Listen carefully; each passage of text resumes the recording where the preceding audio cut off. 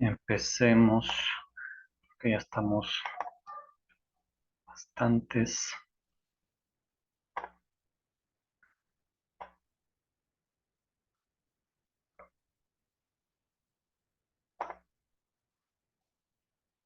Mm, ¿Ya? Entonces, el día de ayer empezamos con la parte de ejercicios de estequiometría, ¿sí? Que es el inicio de hacer balance de masa, pero usando estas ecuaciones teóricas. Entonces, primero el ejercicio nos pidió igualar estequiométricamente las siguientes reacciones y las fuimos igualando, ¿sí? Siguiendo algunas reglas que les indiqué. La primera, que siempre hay que tratar de llegar a una reacción base o matriz, ¿sí? Que sea con el menor número de coeficientes estequiométricos. Entonces, para no tener reacciones redundantes, ¿sí? Y si para eso necesitamos poner fracciones en alguno de los componentes, pues tranquilamente se lo puede hacer, porque esto representa moles, número de moles. Entonces, si usted multiplica este número por el número de Avogadro, realmente le está dando un número entero de átomos o de moléculas. No es que porque le da fracción aquí le va a dar fracciones de átomos o moléculas. No, porque esto habría que multiplicar por el número de Avogadro y nos daría un número entero de átomos o de moléculas, dependiendo de qué sea el componente.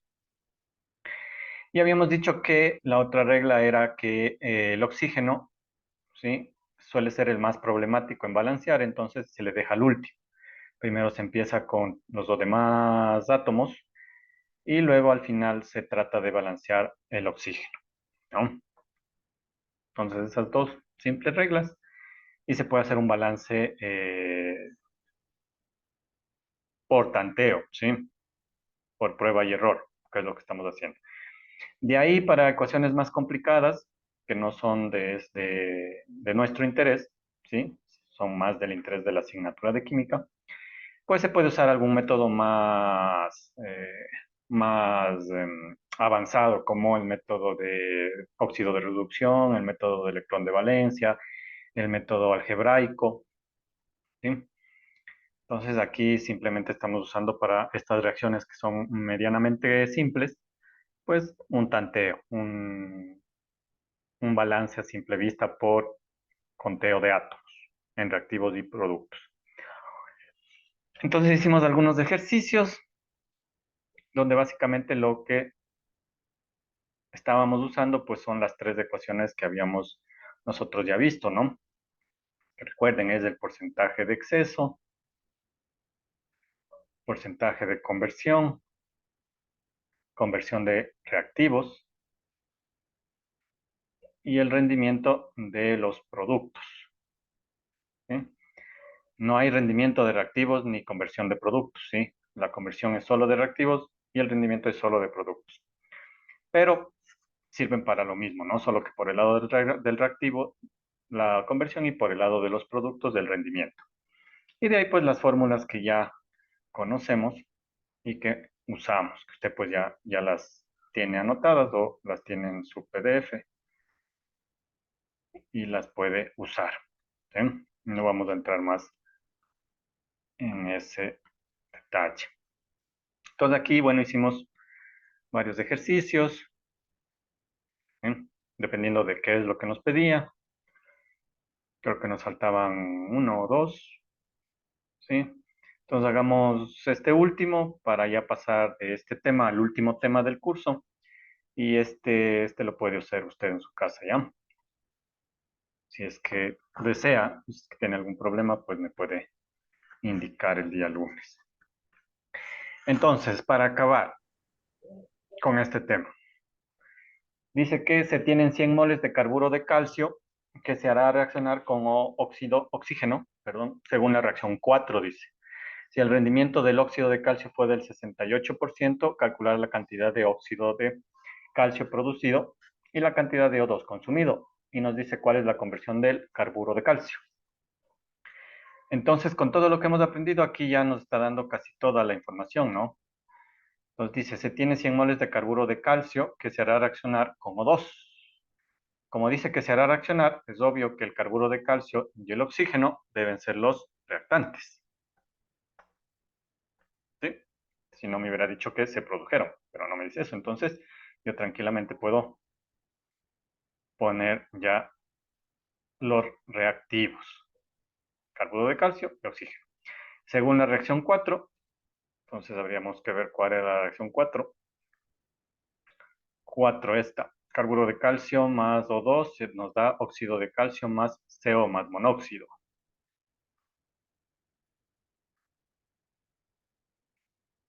CaO más monóxido.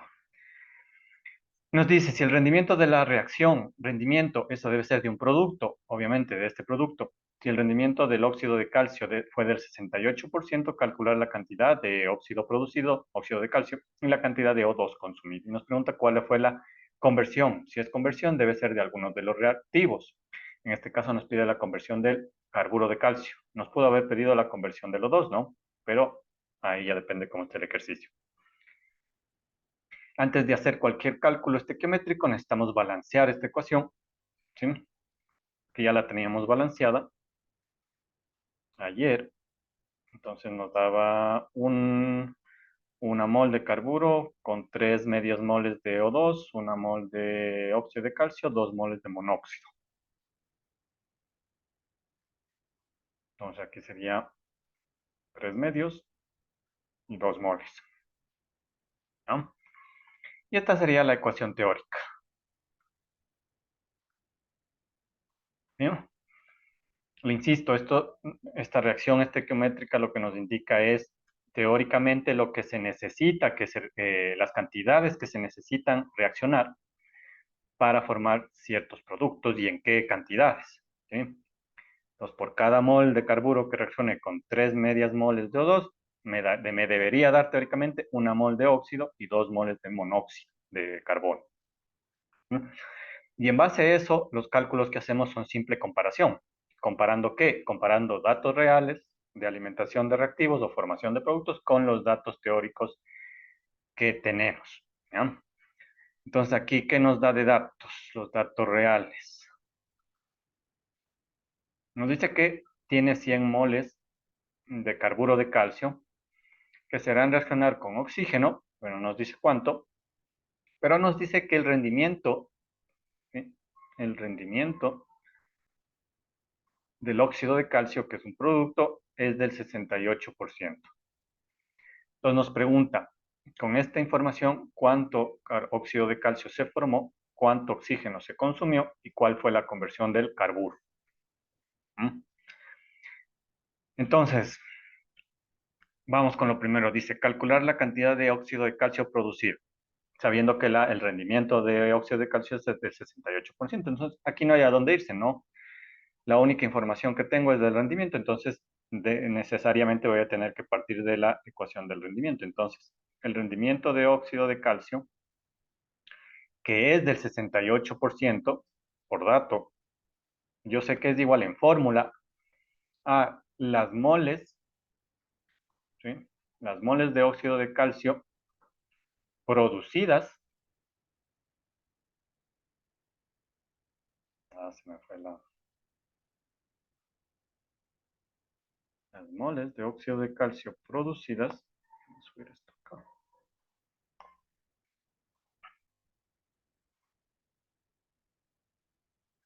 para las moles de óxido de calcio producidas teóricamente por 100. ¿Sí? Entonces recuerde, más o menos es cuántas moles se produjo realmente versus las moles que debieron haberse producido si la reacción hubiera sido teórica. ¿Sí?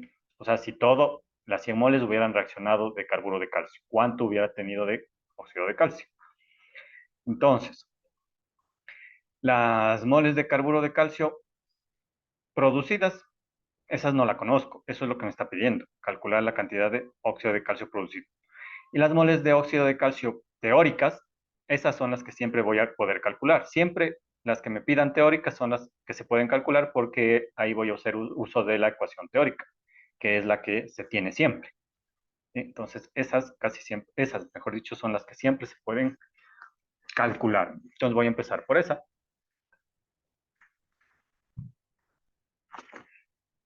Entonces sería las moles de carburo de calcio producidas teóricamente. Teóricamente, ¿según qué? Según la cantidad de reactivos que yo tengo. Entonces aquí, como la única dato de reactivo es del carburo de calcio, debo asumir que la teoría nos indica que si todas las 100 moles de carburo de calcio reaccionaran, ¿cuánto óxido de calcio se produciría? Eso sería la cantidad teórica de óxido de calcio. Entonces sería, yo tengo 100 moles de carburo de calcio como reactivo. Recuerden, ¿no? Si yo quiero calcular las moles de un producto, necesariamente voy a tener que usar las moles de un reactivo, porque ese reactivo se está convirtiendo en ese producto. ¿Sí? Ya se debe haber dado cuenta en todos los ejercicios que hemos hecho. Entonces, si yo tengo 100 moles de carburo de calcio, si yo sé que teóricamente por cada mol de carburo de calcio que yo tenga, se debe producir teóricamente una mol de carburo de calcio, entonces carburo de calcio se va, 100 moles, 100 por una, sería 100, pero moles de óxido de calcio, teóricas. Entonces, eso es lo que debía haber obtenido, pero de eso yo solo obtuve el 68% según el rendimiento. Entonces, 68% va a ser igual a las moles de carburo de calcio producidas para las teóricas, que son 100,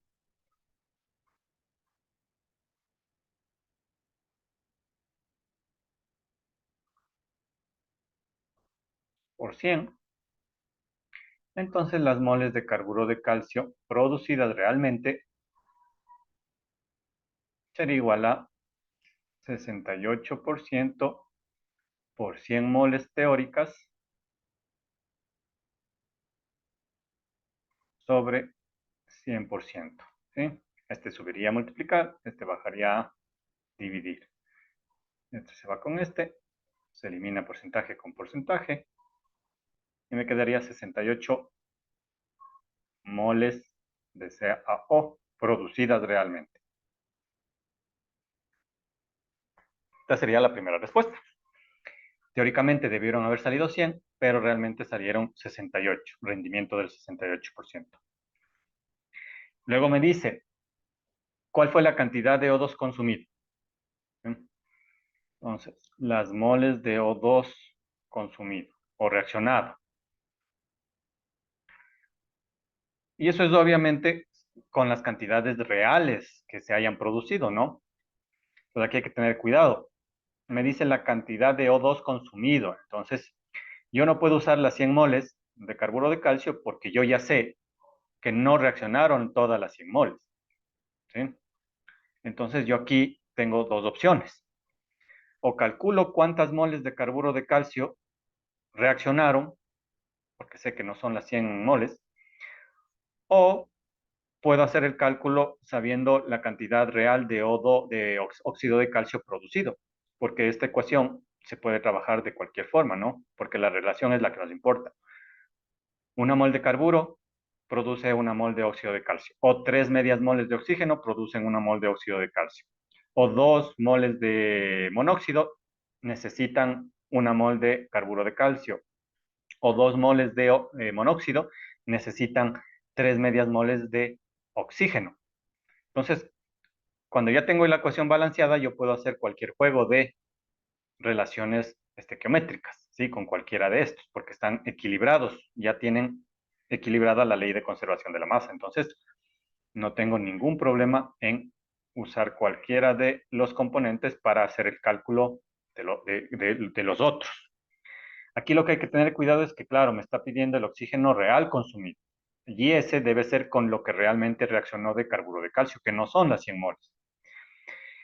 Entonces, tengo las dos opciones que le indico. O calculo cuántas moles reaccionaron de carburo de calcio, que está fácil, o calculo con el dato de las moles producidas realmente de óxido de calcio.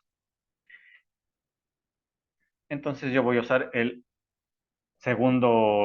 la segunda forma. Entonces, yo sé que realmente se produjeron 68 moles de óxido de calcio. Entonces, igual, mire, yo estoy tratando de calcular un reactivo, oxígeno. Entonces, necesariamente voy a hacer tener que cálculo con un producto real o con un reactivo real, si es el cálculo real del carburo de calcio. Entonces, 68 moles de carburo de calcio, de oxígeno de calcio, perdón, producidos realmente, sabiendo que de óxido de calcio, por cada mol de óxido de calcio, yo necesito 3 medias moles de O2.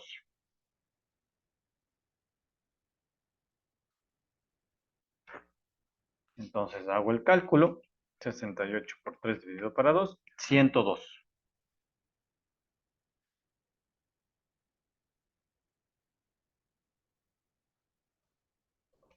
¿Ya? Eso es lo que debió haberse consumido si es que se formaron las 68 moles de óxido de calcio. ¿Sí? Fíjese que es diferente si la pregunta fuera cuánto oxígeno teórico se necesita. Si me hubiesen preguntado cuánto oxígeno teórico se necesita para esta reacción, debería haber hecho el cálculo asumiendo que quiero que se consuman todas las 100 moles de carburo de calcio. Entonces ahí me va a dar más, porque sería 100 moles de carburo de calcio, sabiendo que por cada mol de carburo de calcio necesito 3 medias moles de oxígeno. Entonces eso me va a dar 150 moles de oxígeno teórico, ¿sí? Cuando realmente solo se han reaccionado 102 moles de O2. Y lo último, ¿cuál es la conversión del carburo? Entonces voy a usar la fórmula de conversión, porcentaje de conversión del carburo de calcio, y la fórmula son las moles de carburo de calcio reaccionadas, que reaccionaron, dividido por las moles de carburo de calcio alimentadas, y por 100. Entonces, tengo de aquí? Las moles de carburo de calcio que reaccionaron. Eso lo puedo calcular porque sé cuánto óxido de calcio se produjo. Y ese óxido de calcio debió haber nacido del carburo de calcio. Y las moles de carburo de calcio alimentadas. Esas las tengo porque son el dato de 100 moles. ¿Sí? Entonces, las moles de carburo de calcio alimentadas, ese es el que sale directo, alimentadas, es el dato, 100 moles. El que tendría que calcular es las moles que reaccionaron. Las moles de carburo de calcio que reaccionaron. Será igual. Y aquí pues voy a usar el producto óxido que sé que se formó, 68 moles. 68 moles de óxido de calcio que se produjeron realmente. Sabiendo que por cada mol de óxido de calcio producido, yo debía haber consumido una mol de carburo de calcio. Entonces, por cada mol de óxido de calcio, yo debí haber consumido una mol de carburo de calcio. Este se va con este. Y me quedaría 68 moles de carburo de calcio. Quiere decir que de las 100 que entraron, 68 nomás se consumieron. Y el resto, pues, va a salir sin haberse consumido. Entonces, el porcentaje de conversión del carburo de calcio sería igual a las que reaccionaron, que son 68 moles, para las que se alimentaron, que son 100 moles, y por 100. o sea, 68%. Fíjese que aquí nos volvió a dar el dato de conversión del carburo igual al dato de rendimiento del CaO, del óxido de calcio, ¿no? 68% de rendimiento para el óxido de calcio, 68% de conversión para el carburo de calcio. Eso es lógico porque, claro, la relación es de 1 a 1. Por cada mol de carburo que se consuma, una mol de óxido de calcio que se produce. Entonces, obviamente, la conversión de este va a generar el rendimiento de este producto. Pero eso no siempre pasa. ¿Sí? Hay que tener cuidado en eso. Depende de los coeficientes estequiométricos que estén aquí. Por ejemplo, si aquí en vez de 1 estuviera 2, aquí, si la conversión aquí es del 68, aquí el rendimiento sería de la mitad. ¿Sí? Si aquí fuera 2. Entonces, en este caso nos está dando el rendimiento de este producto igual a la conversión de este reactivo, pero solamente porque el coeficiente estequiométrico es 1 a 1. Una mol de carburo de calcio consumido genera una mol de óxido de calcio producido. Pero de ahí eso no pasa siempre. ¿Sí? No vayan a pensar que el rendimiento del 1 es igual a la conversión del reactivo. ¿No? Eso es. Por ejemplo, si nos pidiesen la conversión del O2, como tiene este coeficiente, la relación ya no es 1 a 1. Aquí nos va a dar un porcentaje de conversión diferente al 68%, por ejemplo. Es que nos pidiesen calcular, ¿no? Y entonces, pues ese sería el procedimiento general para cálculos con relaciones estequiométricas, lo que se conoce como estequiometría, que usted pues la debió haber visto en química más fuerte que lo que estamos viendo aquí, que es simplemente un pequeño repaso. ¿No? Conclusiones importantes, cualquier cálculo estequiométrico necesita que primero esté balanceada la ecuación estequiométrica. Si no está balanceada la ecuación estequiométrica, ahí sí vamos a tener problemas porque no se está manteniendo la ley de conversión de la masa a nivel atómico. Entonces, hay que tener cuidado en eso, ¿no? Tal vez alguna duda de alguno de estos ejercicios.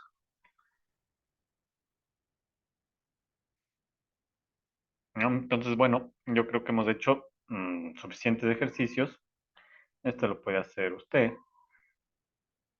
para que no tenga ningún inconveniente en la prueba que le toca dar hasta el domingo, ¿no?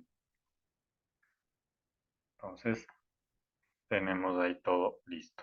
Igual este les voy a subir después de la clase para que lo puedan chequear si es que lo necesitan.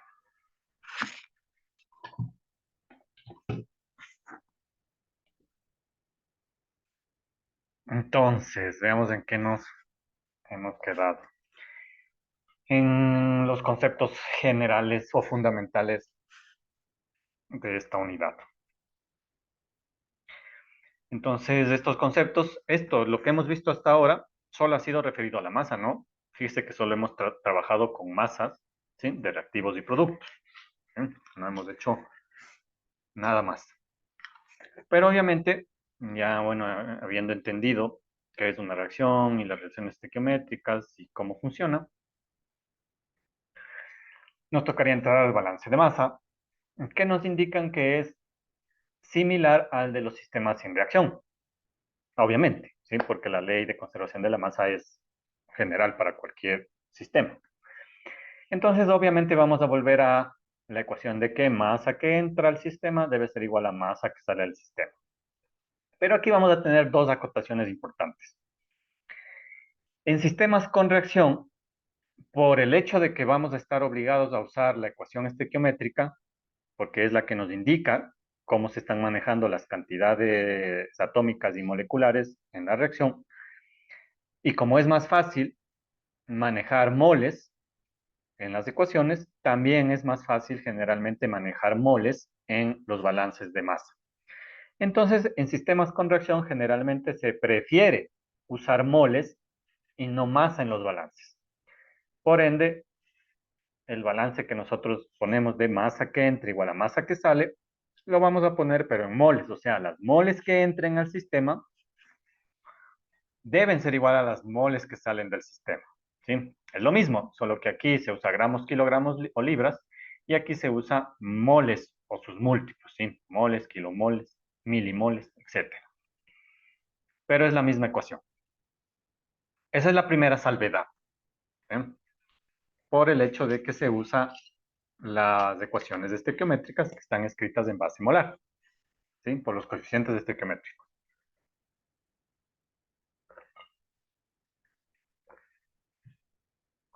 Esa sería la primera salvedad. Y la segunda, que es la más importante, ¿sí? A la que hay que prestarle ojo, a este párrafo.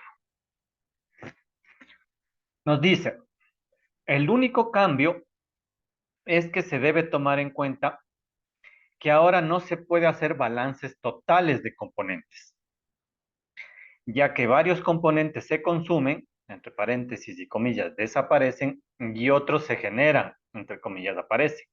Es obvio, porque ya hemos entendido que cuando hay reacción química, las moléculas de reactivos van a romper los enlaces y van a dejar de existir porque los átomos que las forman se van a reordenar en nuevas moléculas que se llaman productos. Entonces, es obvio que uno no va a poder hacer un balance de reactivo como molécula porque va a desaparecer. ¿Sí? Pero habíamos quedado en que la ley de conservación de la masa se cumple a nivel atómico. Si bien las moléculas no van a conservarse como tal, los átomos, que son las unidades básicas de la masa, sí deben conservarse. La cantidad de átomos por el lado de los reactivos o la cantidad de átomos que entran deben ser igual a la cantidad de átomos que salen. No importa en qué forma salen o en qué forma entran, eso no nos va a interesar. ¿Sí? Por ejemplo, no importa que entre agua y que reaccione, por ejemplo, en una celda electrolítica, como la que usan los carros eléctricos, que separan hidrógeno y agua, y hidrógeno y oxígeno, perdón. Entonces, no importa que entre agua y salga hidrógeno, oxígeno. Yo sé que el balance de agua no lo voy a poder hacer, ¿sí? O sea, moles de agua que entran no son iguales a las moles de agua que salen. A eso se refiere este párrafo. O las moles de hidrógeno que entran, ¿sí? Ya me equivoqué. Porque es obvio, aquí entra todo agua, ¿sí? Pero aquí ya no hay agua. Entonces no puede ser que, por ejemplo, 100 moles de agua sean iguales a 0 moles de agua. No. Entonces ahí pasa algo. Y lo que pasa es que la propia reacción está destruyendo esta molécula, pero no destruye los átomos que la conforman. Entonces lo que vamos a tener que hacer es un balance de especies, lo que se conoce como un balance de especies. Esto es lo importante. ¿Sí? Entonces, a diferencia de los sistemas sin reacción, en que sí se podía hacer que la masa total que entre es igual a la masa total que sale, aquí lo que vamos a tener que hacer es la masa de especies que entran deben ser igual a las masas de especies que salen. Entendiendo que las masas de especies se refieren a los átomos. ¿Sí? Entonces, fíjese, aquí lo que sí voy a poder escribir, en este pequeño ejemplo que le estoy poniendo, si no puedo hacer balance de moléculas, como el agua, lo que sí puedo hacer es balance de hidrógeno que entra, debe ser igual a las moles de hidrógeno que sale. Eso sí se va a cumplir, porque estamos a nivel atómico. Entonces, fíjese, si aquí entran 100 moles de agua, dentro de estas 100 moles de agua, ¿cuánto hidrógeno hay? Hay 200 moles de hidrógeno. Entonces, esas moles de hidrógeno deben haber salido acá. Y efectivamente, aquí está saliendo hidrógeno. ¿Cuánto hidrógeno? Pues las 200 moles de hidrógeno, ¿no? Esa es la única diferencia que vamos a tener, ¿no? Y para nuestra suerte, nosotros de esto ya lo entendimos en la primera unidad. ¿Sí? Ahora mi pregunta es, si está claro que lo que aquí estoy escribiendo es cierto, creo que sí tuvimos alguna discusión con algunos de sus compañeros, Johnny me parece que era, porque aquí yo estoy diciendo 100 moles de agua, pero estoy diciendo aquí también que aquí, en estas 100 moles de agua, hay 200 moles de hidrógeno. Entonces, a primera instancia, usted podría confundirse, que es algo que lo discutimos ya en la unidad uno, ¿sí? Como en 100 moles van a haber 200 moles. ¿Sí? Entonces, es algo que intuitivamente como que ese es el problema que debimos haber entendido. Mi pregunta es, ¿sí está claro esto desde la unidad uno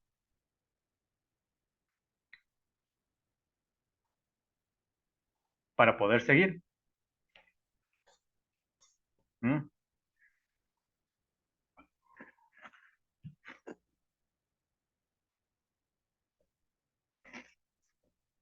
¿Alguien que diga que sí o que no? A ver, Nidia, ¿sí, sí está claro esto que le acabo de poner?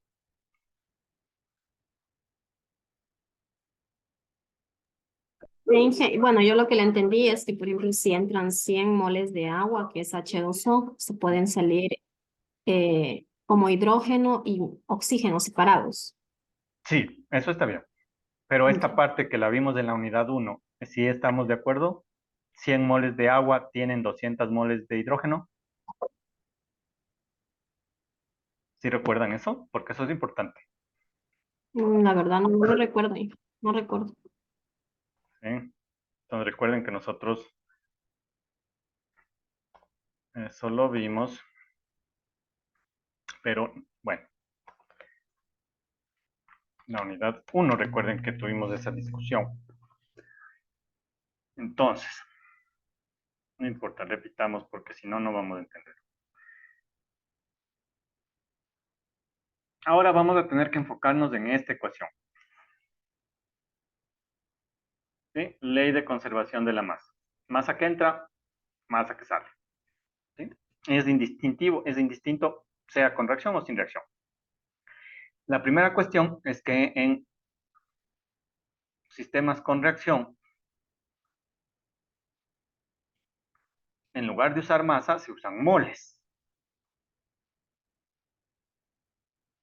¿No? Pero el balance es el mismo, es la misma ecuación, solo que en vez de usar gramos, kilogramos, libras, usamos moles. En sistemas con reacción, porque es más fácil usar las ecuaciones estequiométricas. La segunda cosa es que los balances son por especies, no por moléculas.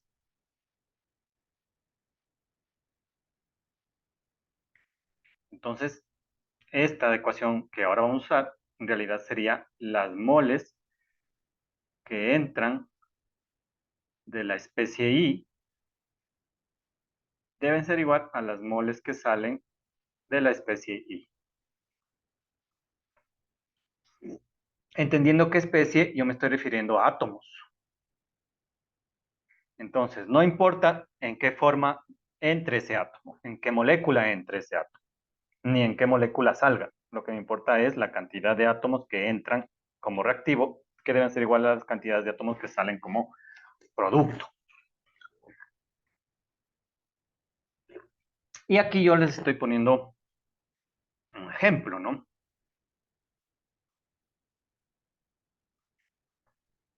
Entonces yo les estoy diciendo, en 100 moles de agua, ¿eh? Durante una hidrólisis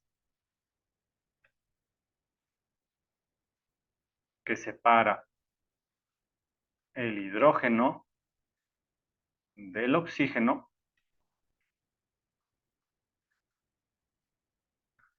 ¿cómo quedaría el balance de masa?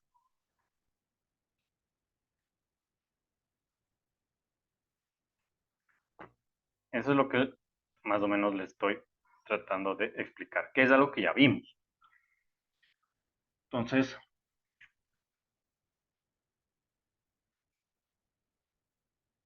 de esta reacción estamos obteniendo estos productos. Estamos separando la molécula de agua. Lo que ya habíamos discutido en la unidad 1 es el problema de las moles. Que yo me acuerdo que sí lo discutimos. Además deben tener algún PDF de lo que les traemos en clase. Entonces, lo que discutimos, a ver, en una molécula de agua, ¿sí? En una molécula, porque este problema de las reacciones es simplemente entender en qué base estamos trabajando, si en base moléculas o en base átomos. En una molécula de agua, ¿cuántos átomos de hidrógeno hay, Inicio?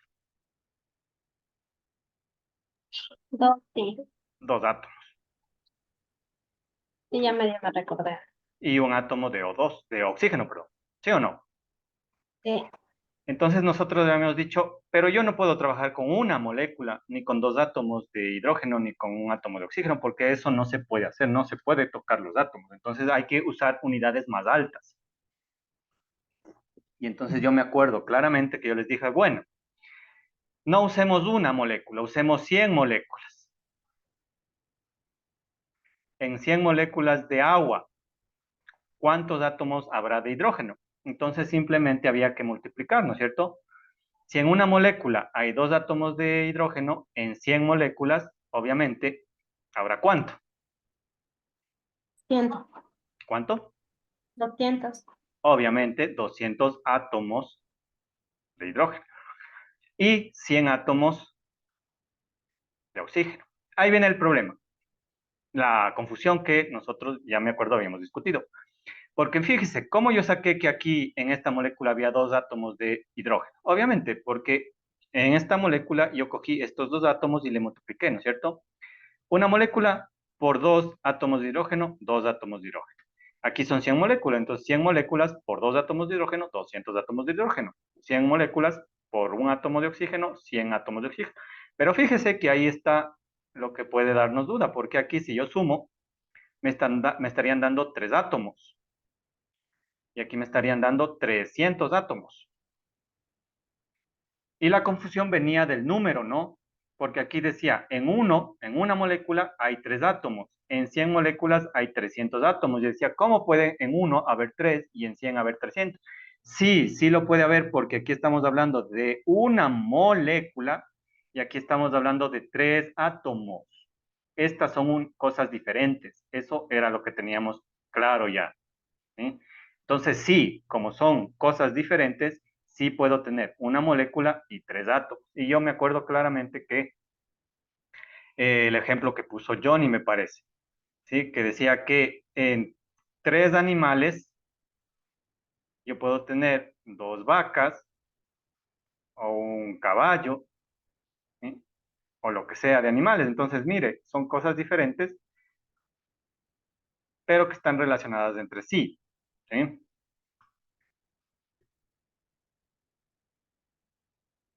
Entonces, regresando. Y así podemos ir subiendo, ¿no? A cantidades más altas, pero habíamos dicho que en forma estándar no se cogió ni una molécula ni 100 moléculas, sino que se cogió un número ya representativo. ¿Cuál fue ese número representativo? 6.023 por 10 a la 23 moléculas de agua. ¿Y ahí cuánto habrá? ¿No? Entonces, ¿cuántos átomos de molécula, cuántos átomos de hidrógeno habrá en esta cantidad de moléculas? Obviamente, 6.023 por 10 a la 23 por 2, ¿sí? Átomos de hidrógeno y 6.023 por 10 a la 23 átomos de O2, de O, perdón. Solo es secuencial, ¿no? En 100 moléculas de agua, sabiendo que por cada molécula hay 2 átomos, sería 100 por 2 átomos, 200 átomos. 100 por un átomo, 100 átomos de O. Que es lo mismo. en 6.023 por 10 a la 23 moléculas de agua, pues sería 6.023 por 10 a la 23 por 2 átomos de hidrógeno y 6.023 por 10 a la 23 por 1 átomo de oxígeno. Pero habíamos dicho que pues escribir a cada momento este número es engorroso, entonces a este se le dio el nombre, una mol. ¿Una mol de qué? Ese es el problema, que usted aquí tiene que diferenciar que no es lo mismo una mol de moléculas que una mol de átomos. ¿Sí? Una mol de moléculas no es lo mismo que una mol de átomos. ¿Sí? Son cosas diferentes. Entonces, claro, en vez de escribir este número, yo lo que puedo decir es, claro, en una mol de agua, porque sé que una mol equivale a este número de moléculas de agua, hay, pero aquí tenemos el mismo número y yo sé que la mol es el número, ¿sí? Entonces aquí también habría una mol, pero por 2. Entonces sería 2 moles de hidrógeno y aquí esto también es una mol de oxígeno. Y estos son 3 moles. ¿3 moles de qué? De átomos. ¿Sí? Y esto es una mol de moléculas. Entonces, ahí está que no estamos rompiendo ninguna ley de conservación. ¿Sí está claro eso? ¿Sí recordamos? Sí, Entonces, volvamos al ejemplo. Yo le estoy diciendo que en 100 moles de agua están entrando. ¿Sí? Entonces, ¿cuánto hidrógeno debió haber salido? 200 moles de hidrógeno y 100 moles de O. ¿No? Y eso va a salir, ¿no? Si usted hace la reacción. Eh, más O. Pero aquí tiene, si aquí usted le pone 100, entonces fíjese, aquí salen 200 de esta, pero fíjese que aquí hay algo raro, porque aquí salen 100, pero de O puro. Y aquí sale como gas O2. Entonces, esto equivale a 50 moles de O2. Aquí son 100 moles de O puro, que es equivalen a 50 moles de O2, de 2 átomos de oxígeno. ¿Por qué sé que eso es verdad? Porque claro, en este lado 100 moles de O y aquí deberían dar 100 moles de O. Entonces 50 por 2, 100 moles de O puro. Entonces aquí estamos igual. Entonces aquí deberían salir 50 moles de O2, que son equivalentes a 100 moles de O puro. ¿Sí? Solo que la reacción no me da hidrógeno puro, sino ni oxígeno puro. ¿Sí? Me da... Aquí estoy mal. No, fíjese, aquí también estoy.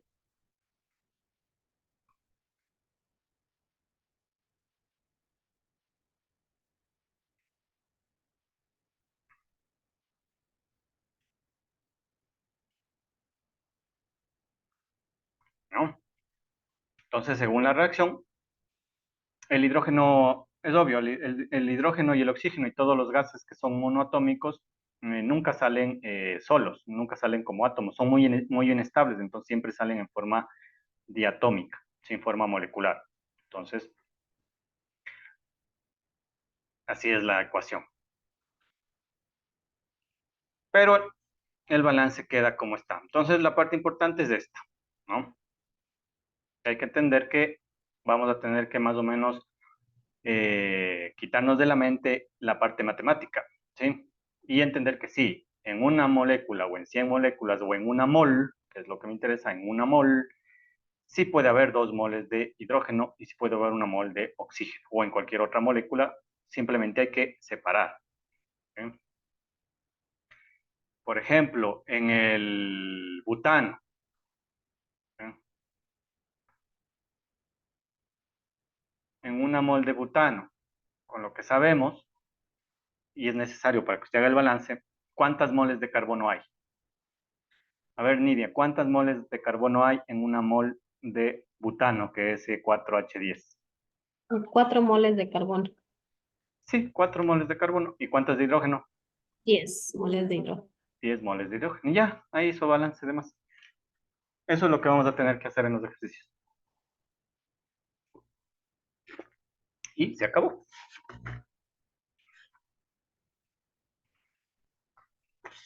¿No? Pero recuerdo que eso pues sí lo discutimos. Pero bueno, vale la pena otra vez volver a aclararlo. Entonces, eso es lo que nos dice.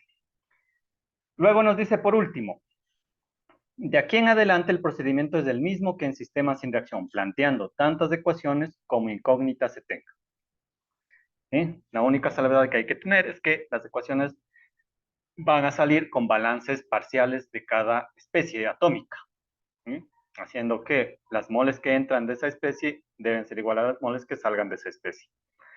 El procedimiento de ahí en adelante es el mismo. Saco tantas ecuaciones como incógnitas tenga, resuelvo esas ecuaciones, resuelvo las corrientes y de ahí paso al balance de energía. Y ese es justamente el último tema que tenemos que analizar. Los conceptos fundamentales referidos a la energía. Entonces, ¿qué nos dice la teoría? Nos dice que, como se indicó, cuando les expliqué en la primera parte, en la reacción hay un reordenamiento de átomos porque hay una rotura y creación de enlaces. Y que esta rotura y creación de enlaces, rotura de los enlaces de los reactivos y creación de los enlaces de los productos, generan a su vez liberación o consumo de energía, dependiendo si la reacción era exotérmica o endotérmica. Entonces, en este gráfico de aquí, lo que nos indica era lo que yo también ya les expliqué. En una reacción exotérmica, ¿por qué hay liberación de energía? Porque la energía de los enlaces de los reactivos es mayor que la energía de los enlaces de los productos. Entonces, fíjese que aquí hay una caída de energía. Cuando están los átomos en forma de los reactivos, ¿sí? Tienen una energía X. Pero cuando hay la reacción, se rompen los reactivos y se forman los nuevos enlaces con los productos, ¿sí? Estos enlaces no necesitan tanta energía para mantener los átomos unidos porque son más estables, ¿sí? Ese es un sinónimo de reacciones exotérmicas, ¿sí? Cuando los productos tienen enlaces más estables que los enlaces de los reactivos. Por ende, como son más estables, son átomos más afines, ya habíamos quedado en eso, ¿sí? Hay átomos que son más afines a otros átomos. Entonces, si se encuentran esos átomos, pues van a tener una tendencia natural a unirse, separarse de los que tienen originalmente y unirse con los nuevos átomos, y esos enlaces no van a necesitar tanta energía para mantenerse estables. Entonces, ese exceso de energía se libera en forma de calor, que es lo que aquí le está diciendo, ¿no? De la energía alta que tiene el reactivo, cuando se transforma, se rompen los enlaces, se forman los productos, pero esos productos no necesitan enlaces tan fuertes, entonces hay energía de enlace que sobra, entonces esa energía se libera en forma de calor. Y las reacciones exotérmicas son al revés. Los reactivos tienen una energía de enlace más pequeña que la energía de los productos. Esto pasa cuando las reacciones se dan entre productos que no son tan afines, pero nosotros queremos que se producir ese producto, ¿sí? Aunque suene redundante. Entonces tenemos que añadir energía para obligarle a los reactivos a romperse y luego obligar a esos átomos a unirse en forma de productos que no son tan estables como cuando estaban con reactivos. Entonces, para obligarlos a que se formen, necesitamos añadir energía. Entonces, es energía que se necesita absorber. Y en la primera parte ya habíamos discutido que sí, hay reacciones que son exotérmicas y hay reacciones que son endotérmicas. Algunas son fácilmente reconocibles. Por ejemplo, todas las reacciones de combustión que traten de un combustible que se une con oxígeno, que es oxidante, el oxidante universal, liberan energía. Entonces, todas las energías que usen combustibles son exotérmicas, van a liberar energía. Y hay otras energías, otras reacciones que no son de combustible, entonces no son tan fáciles de distinguir si son exotérmicas o endotérmicas. Ahí viene este nuevo tema. Porque aquí sí ya vamos a tener que ver alguna forma de calcular cuándo una reacción es exotérmica y cuándo una reacción es endotérmica. O sea, cuándo va a liberar energía y cuándo va a necesitar energía. Y para eso se usa lo que se conoce como entalpía de reacción, que se nomencla como está aquí, como en esta parte que yo le estoy señalando. ¿Sí?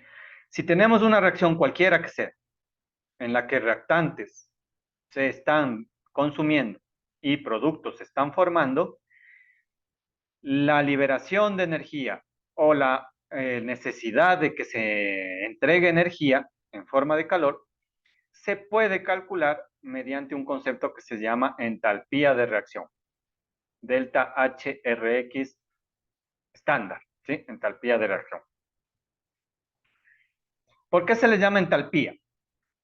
Porque esta energía tiene un semejante con la entalpía que nosotros hemos conocido y que hemos usado en los sistemas sin reacción, ¿sí?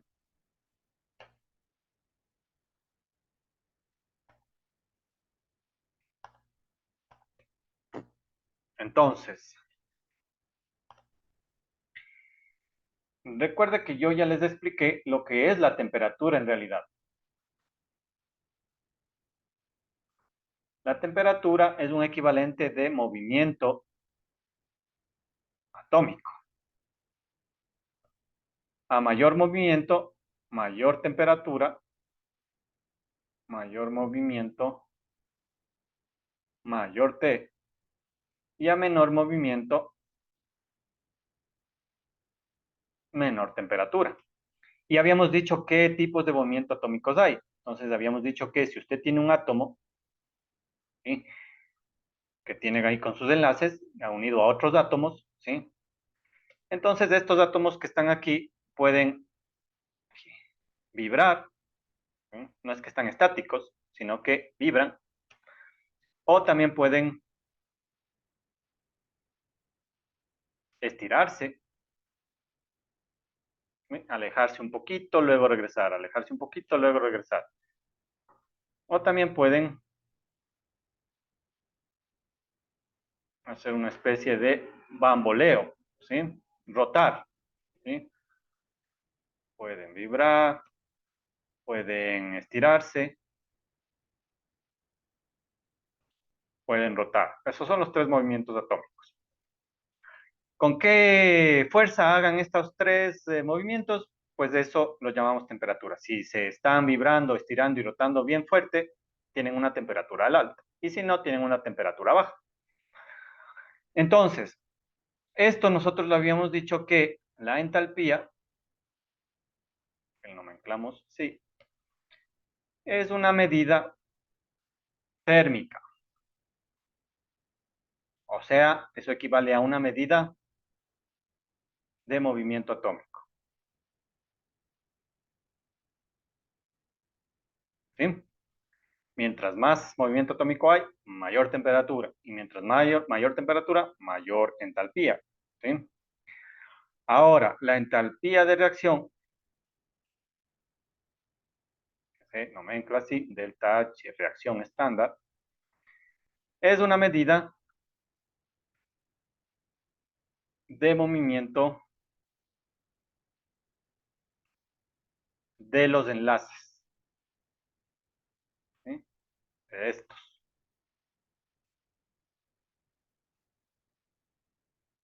¿Sí?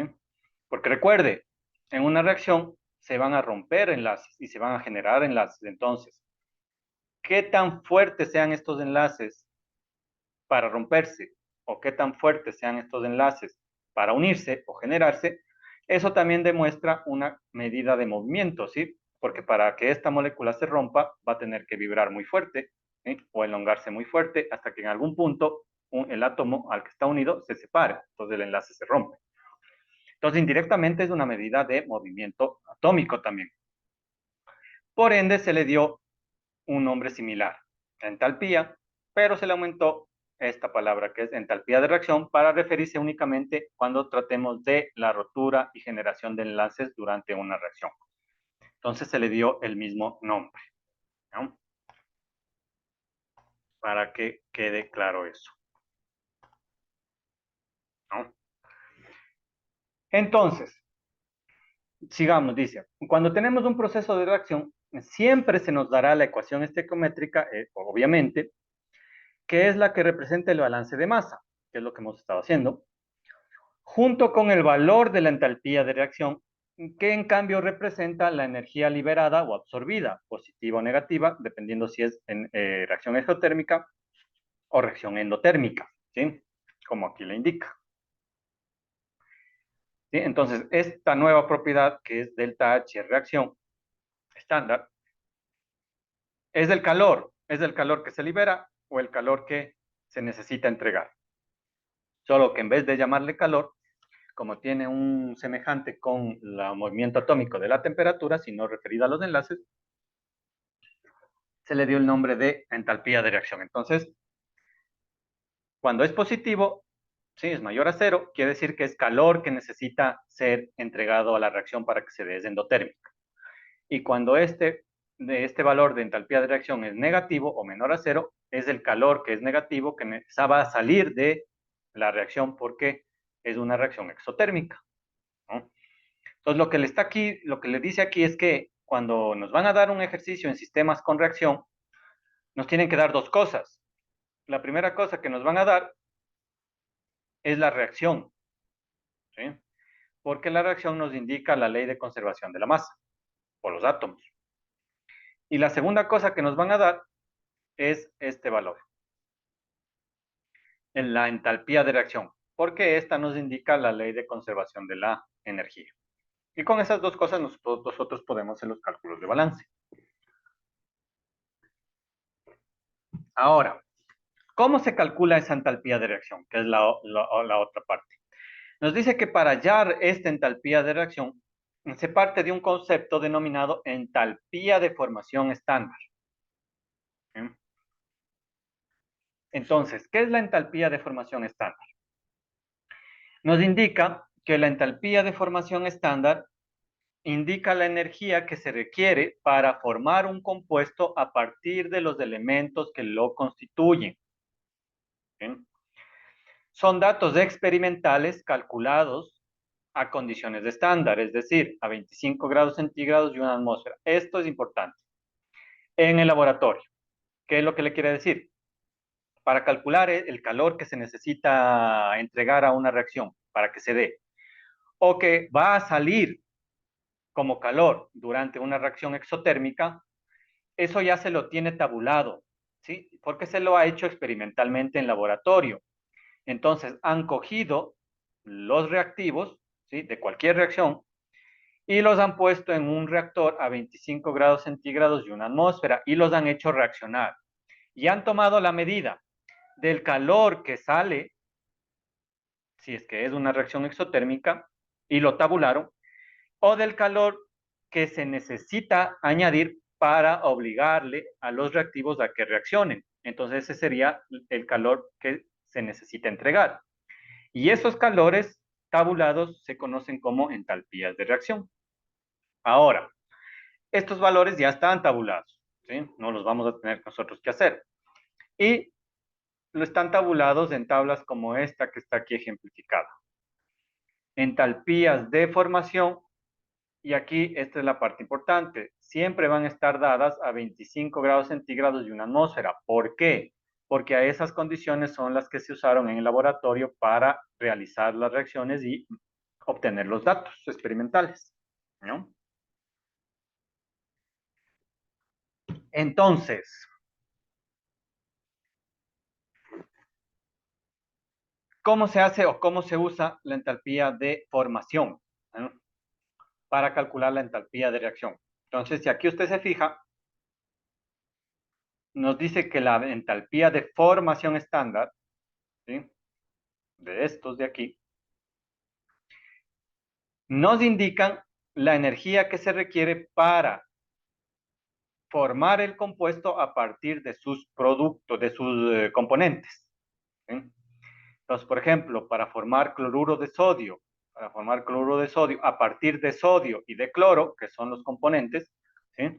La energía que se requiere es de menos 411 kilojoules por cada mol que se forma.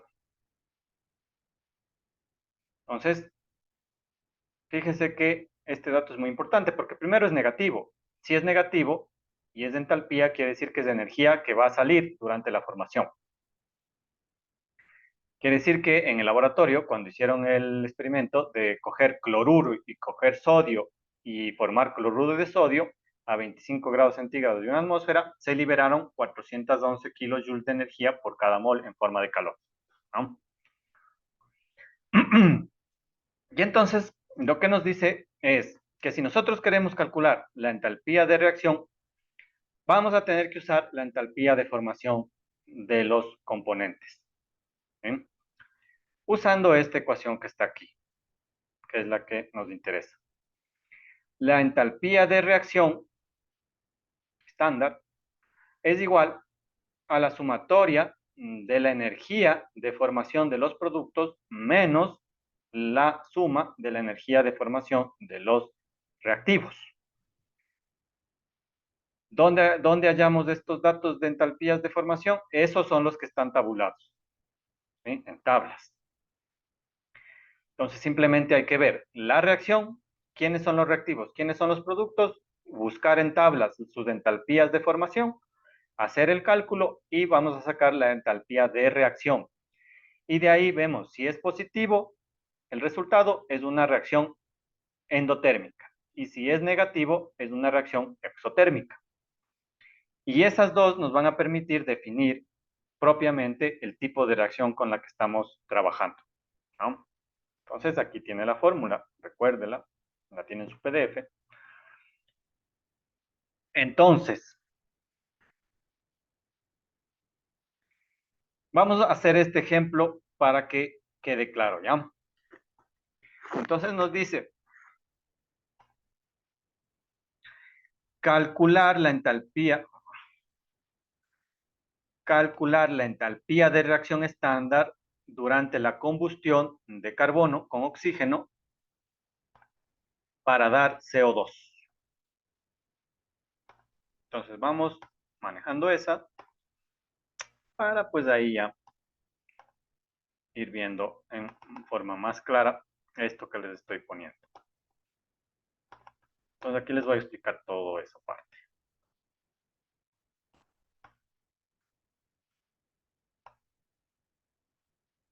¿Ya? Entonces, primera cosa, calcular la entalpía de reacción estándar de la combustión de carbono sólido con oxígeno gaseoso. ¿Ya? Sabemos que esta es la reacción. Esta reacción nos ayuda a hacer cálculos con la ley de conservación de la masa. Tenemos que balancearla. Un carbono, dos átomos de oxígeno, está balanceada. La relación es de 1 mol, 1 mol a 1 mol de producto. Entonces, esta ecuación nos va a servir para la ley de conservación de la masa. ¿Sí? Pero necesitamos la otra parte. ¿Cuál es la entalpía de la reacción estándar de esta reacción? O sea, a lo que se refiere es la entalpía de reacción estándar es esta reacción, cuando carbono y oxígeno se unan para dar CO2, ¿va a liberar calor o va a necesitar que metamos calor? Entonces, eso se calcula mediante el signo de la entalpía de reacción estándar, ¿sí? Una vez que calculemos la entalpía de reacción estándar, nos va a dar el signo, y si el signo es positivo, la reacción es endotérmica, porque quiere decir que va a ser la cantidad de energía que vamos a necesitar meter en la reacción para que la reacción se dé. Y si nos da negativo, será una reacción exotérmica. Entonces, esto es lo que necesitamos determinar. ¿Nos van a dar la reacción? Sí, muy bonito. Eso nos va a servir para la ley de conservación de la masa, ya. Pero cuando tengamos que hacer el balance de energía, esto ya no nos sirve en primera instancia. Vamos a necesitar la entalpía de reacción. Y el primer dato de entalpía de reacción es definir si la reacción es endo o si la reacción es exo. Y esto se define con el signo de esta entalpía de reacción. Ahora, Esta entalpía de reacción, como les indico, lo que nos representa es la energía que se liberará durante esta reacción, o sea, cuando estos reactivos reaccionen y formen este producto. ¿Qué energía está entrando o saliendo? Pero ¿cómo calculamos esta entalpía de reacción? Vamos a usar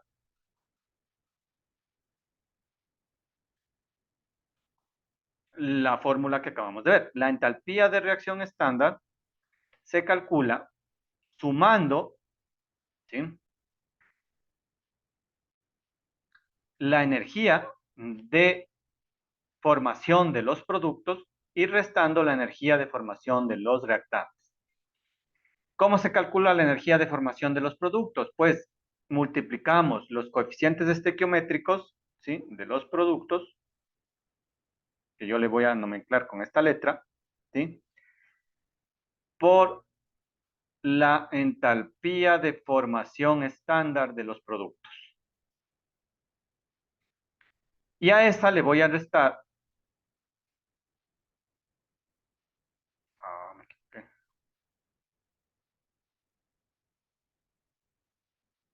¿sí?, la energía de formación de los reactivos.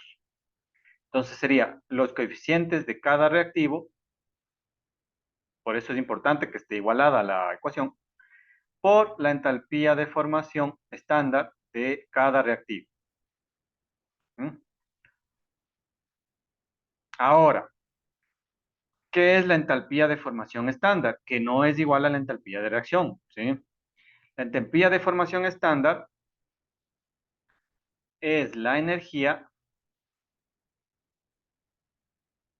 requerida para formar un compuesto, un componente,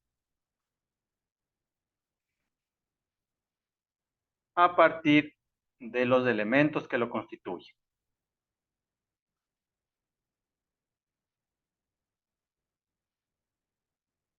¿Sí? Estos son los que están tabulados. Estos ya hay, estos no necesitamos hacer. Lo que necesitamos calcular es la entalpía de la reacción. Entonces aquí suele haber un poco de confusión porque confunden como entalpía de formación como que es igual a la entalpía de reacción.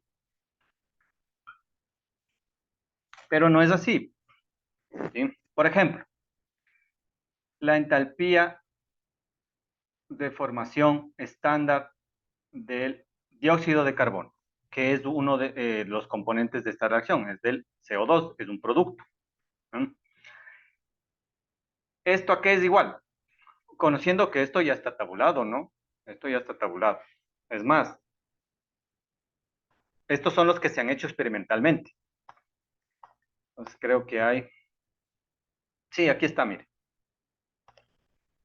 La entalpía de formación, póngale ojo aquí porque aquí es donde tiene que ver si es F o si es Rx. ¿Sí? Si es F es energía de entalpía de formación, si es Rx es energía de reacción. La entalpía de formación del CO2, este de aquí, es de menos 393.5 kilojoules por mol. Menos 393.5 kilojoules por mol. Dato tabulado. Entonces simplemente pongo aquí ese dato.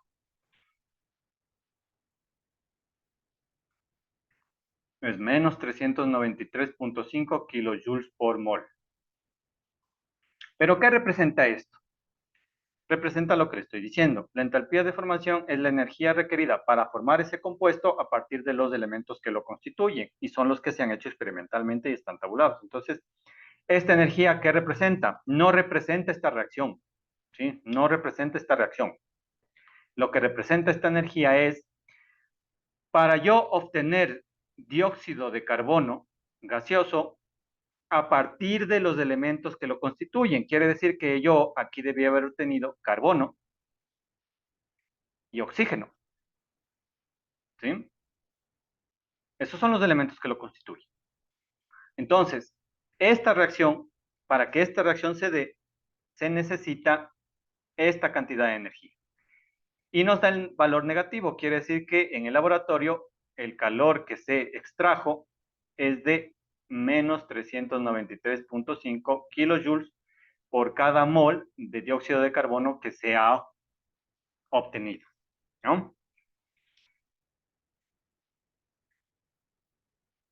Esa sería la entalpía de formación del dióxido de carbono. Pero también hay entalpía de formación del oxígeno y también hay entalpía de formación del carbono.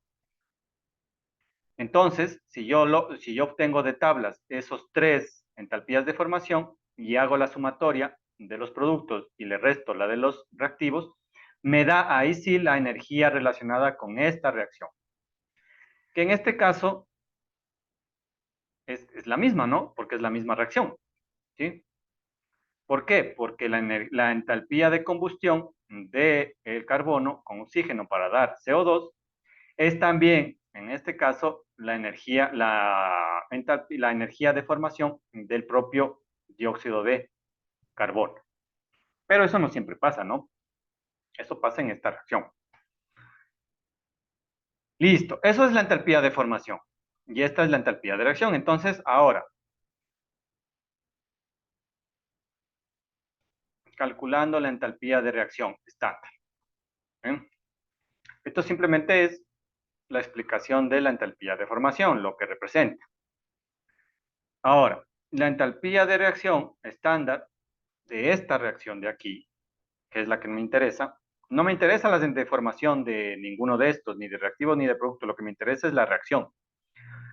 Entonces, la entalpía de reacción estándar sería igual a la entalpía de formación de los productos. Aquí el producto es CO2. Entonces sería el coeficiente estequiométrico del CO2 por la entalpía de formación estándar del CO2, de tablas. ¿Hay algún otro producto? No, solo hay este. Menos la sumatoria de entalpías de formación o de energía de formación de los reactivos, y aquí hay dos reactivos, entonces sería menos el coeficiente estequiométrico del carbono por la entalpía de formación del carbono, menos el coeficiente estequiométrico del O2 por la entalpía de formación del O2 estándar. Todas estas tres están tabuladas. La que no hay en tablas es esta, porque obviamente hay millones de reacciones posibles, entonces no va a caber todas las entalpías de reacción de todas las reacciones. ¿Qué es lo que sí se ha hecho? Se ha hecho experimentalmente la entalpía de formación de los compuestos. Y como yo sé que en cualquier reacción va a haber alguno de esos compuestos, pues con esta ecuación yo puedo calcular la entalpía de cualquier tipo de reacciones con las bases energéticas. Entonces, voy a tener que buscar estos datos de entalpías de formaciones. Aquí, aquí en el...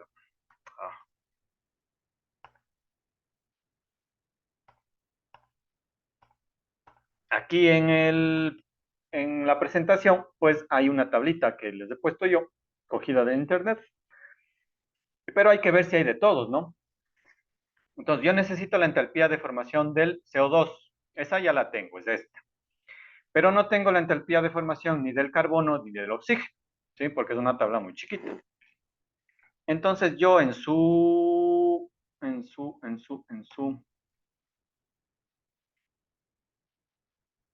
plataforma,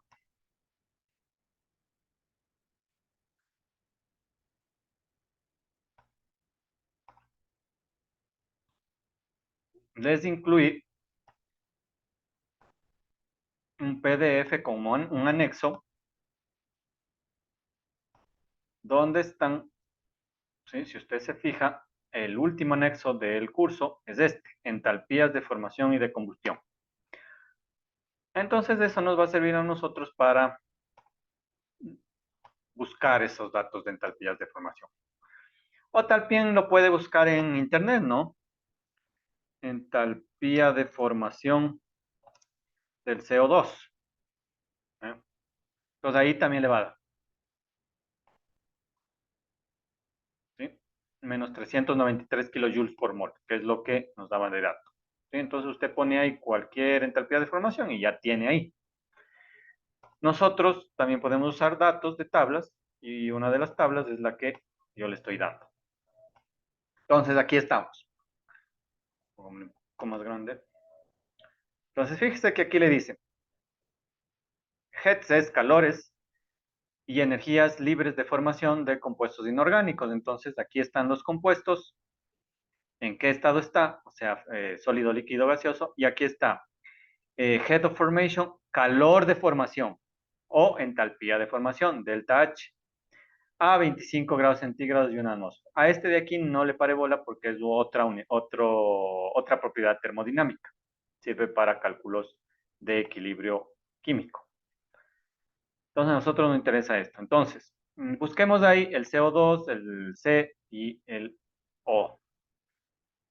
Entonces, simplemente hay que ir buscando, ¿no? Antimonio, arsénico, bario, berilium, todos los compuestos que se formen.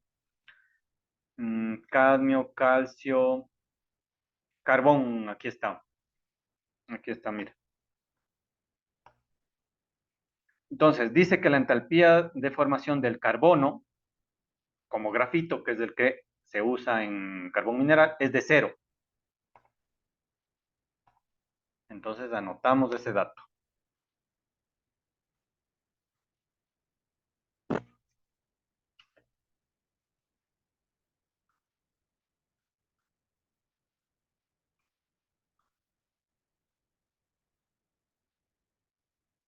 Entonces, buscando en tablas o internet, cualquiera, las entalpías de formación estándar. ¿Sí? Entonces, la entalpía de formación estándar del carbono, 0. La entalpía de formación del CO2 y la entalpía de formación del O2. ¿Sí?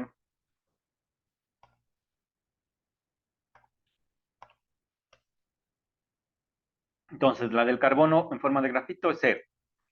La del monóxido de carbono, no. La del dióxido de carbono. Dióxido de carbono en forma gaseosa, menos 94.052.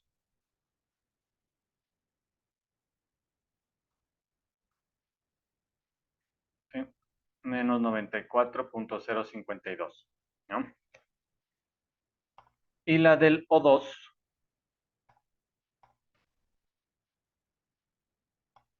pues busquemos. Eh, eh, cobre, germanio, oro, hidrógeno, iridio. Sí, simplemente hay que ir buscando dónde está el oxígeno. Plomo.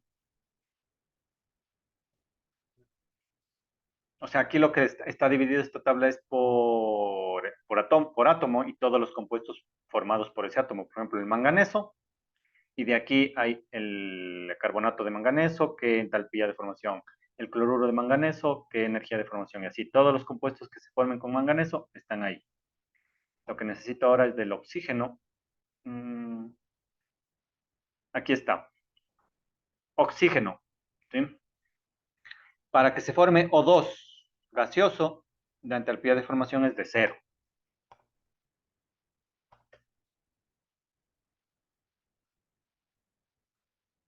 0.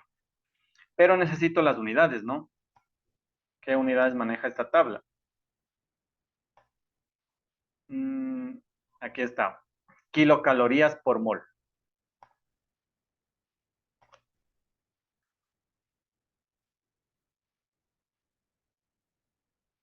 Kilocalorías por mol. Sabiendo que una kilocaloría es 4.18 kilojoules, para ver si es el mismo dato, porque ya teníamos de la otra tabla, ¿no? Recuerde, en la tabla de la presentación es menos 393.5 kilojoules, pero aquí nos está dando en kilocalorías. Solo comprobemos para ver. Sí, menos 393.14 kilojoules por mol. Sí da lo mismo. Esa es la diferencia, no que cuando se busca en uno u otro hay que ver qué unidades nos está arrojando. Entonces, como ya tengo todas las entalpías de formación, ahora sí, la entalpía de la reacción. ¿Cuál reacción? Carbono más oxígeno para dar CO2. Sería igual a ¿qué? El coeficiente de CO2, que sería 1 por la entalpía de formación del CO2, que es esta que acabamos de poner, menos 393.14 kilojoules por mol, menos la de los reactivos, que sería coeficiente del carbono 1 por entalpía de formación del carbono, que es 0, menos coeficiente del oxígeno 1 por entalpía de formación del O2, 0. Entonces la entalpía de reacción va a ser igual a, como esto da 0, 1 por menos 393.14 kilojoules por mol. Esa sería la entalpía de reacción. Por lo tanto, yo ya sé tanto la parte másica como la parte energética. Entonces, carbono sólido más oxígeno gaseoso que reaccione para dar CO2 gaseoso, ¿sí? Con balanceo 1-1-1, ¿sí? Tiene una entalpía de reacción de menos 393 kilojoules por cada mol de dióxido que se esté formando o de carbono que se esté consumiendo o de oxígeno que se esté consumiendo. ¿Mm? Quiere decir que es una reacción exotérmica. Es decir, ¿cuánto calor me va a soltar por cada mol de CO2 que se produzca? Menos 393 kilojoules. ¿Sí? Repito, ¿cuánto calor me va a soltar por cada mol de CO2 que se produzca? Menos 393 kilojoules. O ¿cuánto calor me va a soltar por cada mol de carbono que se consuma? Menos 393 kilojoules. Fíjese que ahí está la diferencia. Esto no es lo mismo que las entalpías de formación, porque la entalpía de formación del carbono es 0. Y yo aquí le estoy diciendo que cuando calculo este dato, yo le puedo usar para cualquiera de los reactivos o productos, porque es de la reacción ese dato. Es la relación de toda la reacción. Es la energía relacionada con la rotura de enlaces de reactivos y formación de enlaces de productos, o sea, es de todo esto. Entonces ahí sí tranquilamente puedo decir que por cada mol de carbono que se consuma, o por cada mol de oxígeno que se consuma, o por cada mol de CO2 que se consuma, se va a liberar 393 kilojoules de energía como calor. ¿Sí? Y con eso ya tengo especificado tanto la parte másica, con la ecuación estequiométrica bien igualada, cuanto con la parte energética con mi entalpía de reacción que me está dando a mí la información si es de energía exotérmica o endotérmica. ¿Por qué voy a necesitar esto? Porque recuerde, en el balance de energía es energía que entra más menos Q más menos W igual a energía que sale. Entonces aquí tenemos un problemita porque tenemos que escoger el signo. Y ese signo depende si es calor que sale o calor que entra, o sea, indirectamente es energía que depende de si la reacción es exotérmica o si es endotérmica. Entonces yo necesito saber si es exo o si es endo por el signo, ¿sí? Por el signo con el que va a entrar aquí.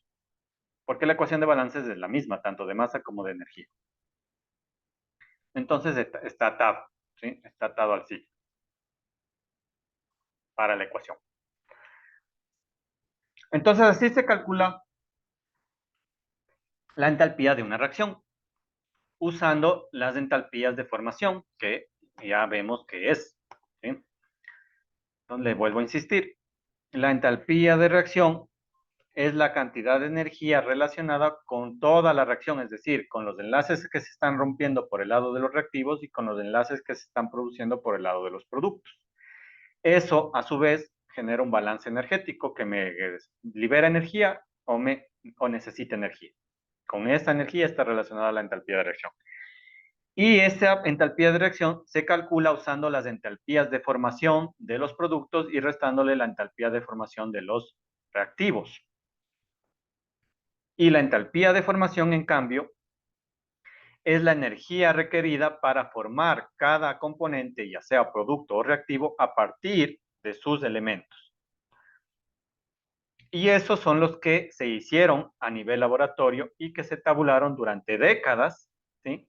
Para que nosotros podamos usarles ahora ya en los ejercicios o en los cálculos de balance de masa y energía, ¿no? Entonces, este dato de aquí, la entalpía de reacción, no está tabulado. Ojo, este dato de entalpía de reacción no hay tabulado porque hay millones de reacciones. El carbono se puede unir con cualquier cosa. Entonces, para cada unión del carbono habría un delta H de reacción. Entonces, habría millones de hojas con millones de datos de entalpía de reacción. Entonces, no tiene sentido. Lo que sí tiene sentido es que, claro, si yo calculo la entalpía de formación del carbono, yo ese dato lo puedo usar para cualquier reacción en donde esté reaccionando el carbono. Y hacer el cálculo mediante esta fórmula y calculo directamente la entalpía de esa reacción, ¿sí? Usando la entalpía de formación del carbono, o la entalpía de formación del oxígeno, o la entalpía de formación del CO2. ¿Sí? Entonces, las entalpías de formación son independientes del tipo de reacción. ¿Sí? Las entalpías de formación son independientes de la reacción. Por eso es que no me sirven para ver la energía que se libera o se consume durante esa reacción. La entalpía de reacción es la que pertenece a la reacción que esté usted calculando. Entonces, esa es la que tenemos que calcular. Sabiendo que las entalpías de formaciones ya están tabuladas, así que no es tan complicado. Y eso nos va a servir ya para tener datos numéricos de la cantidad de energía que se va a liberar si es una reacción exotérmica o que vamos a necesitar añadir si es una reacción endotérmica. En este caso nos dio que es una reacción exotérmica, que es algo que nosotros ya sabíamos, porque es una combustión. Pero ahora ya lo tenemos comprobado.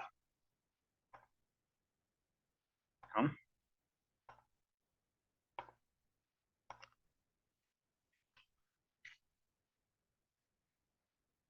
¿Ya? Y con eso, pues, fíjese que ya vamos a poder empezar a hacer el primer ejercicio de balance-balance, que es este que está aquí. ¿Sí? Y cuando hagamos este ejercicio, usted ya va a poder empezar a hacer los cálculos del proyecto final. ¿Sí? Entonces, eso lo vamos a hacer ya el lunes, con los conocimientos que hemos adquirido hasta ahora. Y como ya van a ser las 9 y ayer nos pasamos, ahora tenemos que irnos a tiempo. Ah, ¿dónde está? Aquí está. Entonces, 19. María Angélica,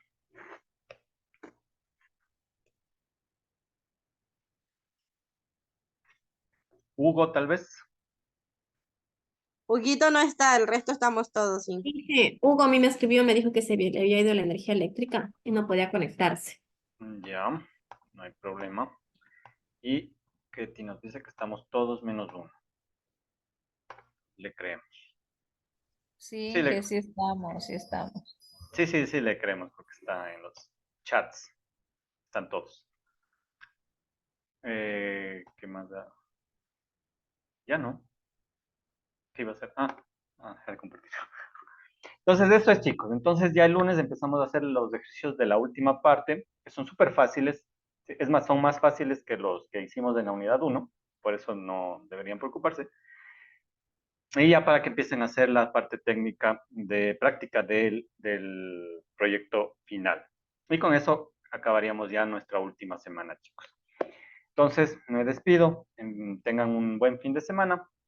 No se olviden de hacer la prueba. Recuerden, son 9 preguntas, 2 intentos, una Dime, hora, una una hora y media. consulta, te vaya. Sí. La, la prueba es netamente de estequiometría. Solo estequiometría, solo estequiometría. Perfecto, gracias. Ya. Entonces, recuerden, háganla. Tienen 2 intentos, ¿sí? Para que pues ahí saquen buena nota, ¿ya?